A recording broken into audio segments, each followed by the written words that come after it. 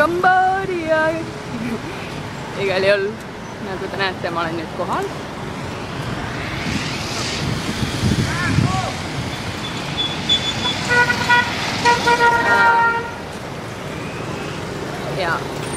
Ja nagu te näete, siis siin ei ole väga ilus, ütleme nii.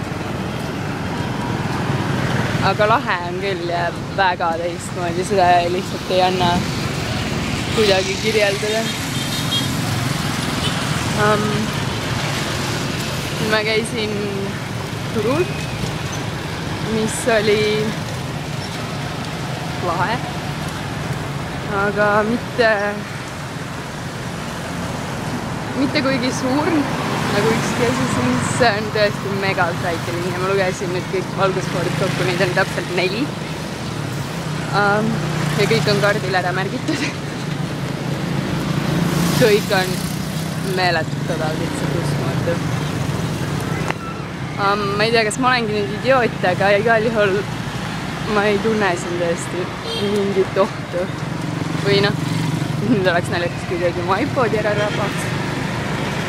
Aga ja kõige lihtsam on ilmselt siin kuskil auto alla jääda või tuk-tuki alla jääda.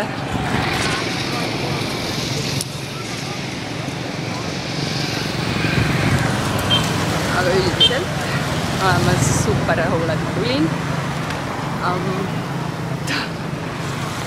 Homme ma lähen vaatan kõik templid üle, mis siin pakkuda on suuremad. Mu külalistamaja, mis on jumalast lahe ja hästi sõbralikud inimesed, see on uskumatu. Nemad organiseerivad mulle tuk-tuki terveks päevaks, see on umbes $20.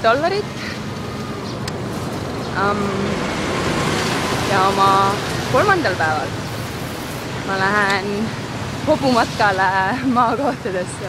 Seda ma ootan kõige rohkem kusjuures. Ma arvan, et see on väga lahe, et nad lubavad siis näidata tõelist Kambodžat. Kuule, ma jalutasin oma kohast mõelda. Või ei?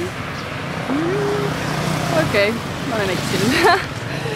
Igal juhul hoidke sabad rõngas. Näeme.